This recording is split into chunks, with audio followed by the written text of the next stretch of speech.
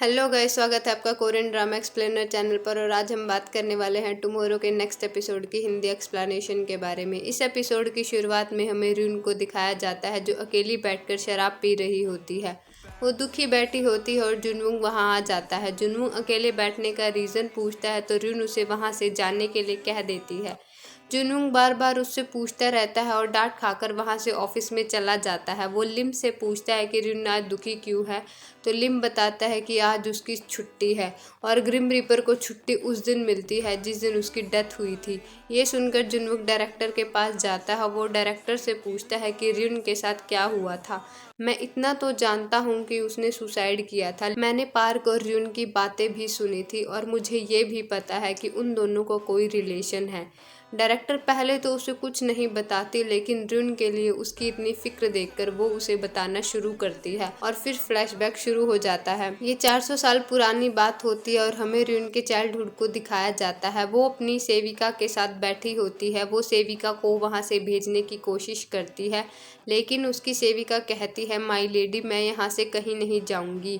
मैं जानती हूँ मेरे जाते ही आप यहाँ से भाग जाओगी। लेकिन थोड़ी देर बाद सेविका की आँख लग जाती है और लेडी र्यून वहाँ से भाग जाती है और जंगल में शिकार के लिए जाती है। वो शिकार कर रही होती है, तभी उसे किसी के तीर चलाने की आवाज़ आती है। फिर हमें एक लड़के को दिखाया जाता है जो तीर चला रहा होता है। वो एक बच्चे को वहाँ देख लेता है और कहता है कि तुम्हारे जैसे गरीब लोगों को यहाँ आने की ज़रूरत नहीं है। वो उसकी गर्दन काटने वाला होता है, तभी उसके डैड वहाँ आ जाते हैं और बच्चे को छोड़ने के लिए कहते हैं, लेकिन वो दोनों की गर्दन काटने वाला होता है। तभी र्यून वहां पहुंच जाती है और उन दोनों को बचा लेती है। वो उस लड़के की बेइज्जती करती है और उन लोगों को वहां से लेकर चली जाती है। घर पहुंचकर वो आदमी र्यून को खाना खिलाता है और थैंक यू करता है। इस पर र्यून कहती है कि अगर आप लोग नहीं होते तो मैं भी जिंदा नहीं होती।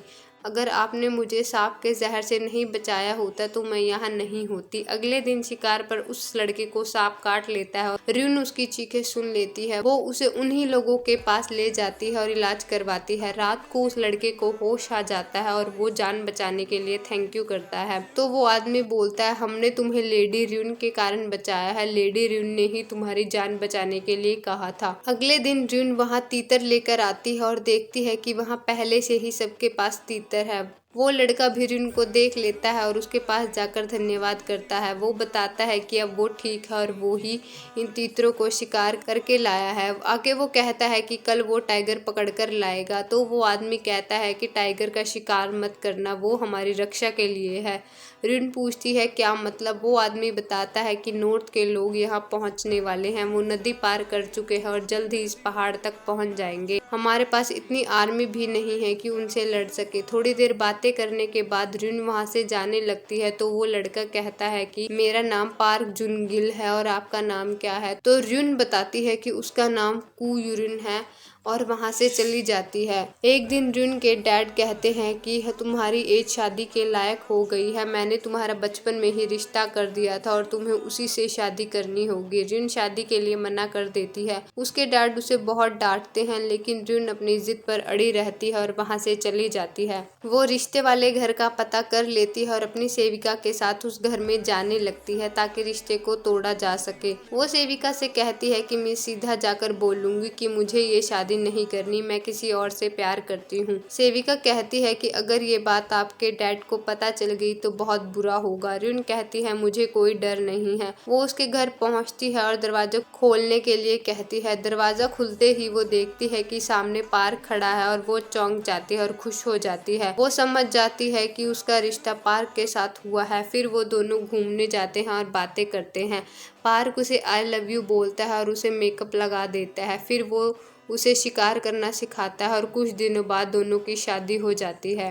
फिर कुछ साल बीत जाते हैं और वो दोनों बड़े हो जाते हैं। वो शॉपिंग कर रहे होते हैं, तभी वहाँ कुछ सैनिक आते हैं और पार्क को बताते हैं कि नॉर्थ के शैतान बॉर्डर क्रॉस कर चुके हैं और गांवों पर हमला कर रहे हैं। हमें आपकी मदद की जरूरत है। पार्क र्यून से कहता है कि मैं लड़ने के लिए जा रहा हूँ, तुम यहाँ से सीधी घर चली जाओ।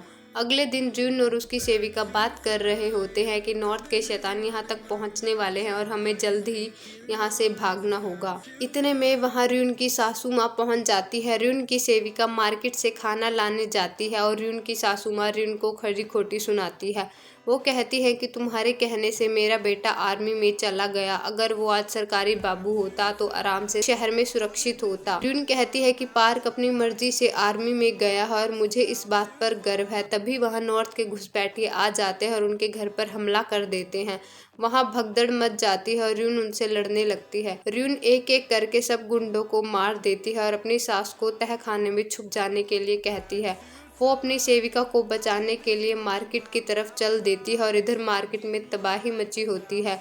नॉर्थ के शैतान लोगों को मार रहे होते हैं और उन्हें दर्द दे रहे होते हैं। वो र्यून की सेविका को भी पकड़ लेते हैं और तभी वहाँ र्यून आ जाती है और उन्हें मारने लगती है। वो सबको मार देती है और वहाँ से जाने लगती है। तभी रास्ते में उन्हें एक शैतान दिखता है जो लड़की को गब्बर की तरह ले जा रहा होता है। र्यून उसकी रस्सी पर तीर चलाती है और उसकी तरफ भागती है। वो उसे उठाने लगती है कि तभी शैतान वापिस आ जाता है और दूसरी तरफ से उसका साथी आ जाता है। वो दोनों र्यून को पकड़कर ले जाते हैं। इधर पार्क शैतानों के ग्रुप से ढिशुम ढिशुम कर रहा होता है। पार्क का ग्रुप उन्हें हरा देता है और घर की तरफ चल देता है। घर पहुंचकर पार्क को पता चलता है कि वो शैतान र्यून को भी ले गए हैं। ये बात पता लगते ही पार्क उसे बचाने के लिए चल देता है। दूसरी तरफ वो शैतान बहुत सारी लड़कियों को उठाकर ले जा रहे होते हैं और जो लड़की भागने की कोशिश करती है उसे मार देते हैं। वो रात को एक जगह रुककर खाना खाते हैं। तभी र्यून की नज़र एक जहरीली जड़ी बूटी पर पड़ती है। वो उस जहरीली जड़ी बूटी को खाने में मिला देती है और सब शैतान मरना शुरू हो जाते हैं। उनको मरता देख र्यून सारी लड़कियों को अपने साथ भगाकर ले जाती है। बचे हुए शैतान उनका पीछा करते हैं लेकिन वो बचकर भाग जाती हैं। वो लड़कियां अपने बॉर्डर पर वापस पहुंचती हैं तो सैनिक उन्हें अंदर नहीं आने देता। वो कहता है कि राजा का हुक्म है कि किडनैप हुई लड़कियां जासूस हो सकती हैं, उन्हें वापस नहीं आने देना। लेकिन र्यून नहीं रुकती और आगे बढ़ने लगती है। वो सैनिक उसकी गर्दन काटने वाला होता है कि तभी पार्क वहां आ जाता है और उसे बचा लेता है। वो सैनिक पार्क को धमकी देता है और वहां से चला जाता है। सैनिक के जाने के बाद पार्क सब लड़कियों को अंदर आने देता है और फिर कुछ टाइम बीत जाता है लेकिन र्यून को अब भी डरावने सपने आते हैं। गांव के लोग भी बाहर से आई लड़कियों के साथ अच्छा बिहेव नहीं करते। वो वापस आई लड़कियों पर कमेंट करते हैं। गांव के लोग अफवाह उड़ा देते हैं कि र्यून प्रेग्नेंट है और उसे किसी नॉर्थ वाले ने प्रेग्नेंट किया है। र्यून की सासू माँ तक जब ये बात पहुंचती है तो वो र्यून को रामपुरिया देती है और घर की इज्जत के लिए खुद की जान लेने के लिए कहती है। एक दिन बीच बाजार में लोग र्यून के ऊपर कमेंट करने लगते हैं और उसकी बेइज्जती करते हैं। र्यून जब खुद के लिए आवाज़ उठाती है तो वो उसे पत्थर मारने लगते हैं। उसकी सेविका उन्हें रोकने की कोशिश करती है लेकिन वो नहीं रुकते और उसकी सेविका को भी मारने लगते हैं। सेविका के सिर पर बहुत जोर से पत्थर लगते हैं और उसकी जान चली जाती है। र्यून घर आकर बहुत रोती है। पार्क को जब ये सब पता चलता है तो उसे बहुत गुस्सा आता है। वो रात में बाहर निकलता है और जो र्यून के बारे में गंदी बातें कर रहे होते हैं उन्हें मार देता है।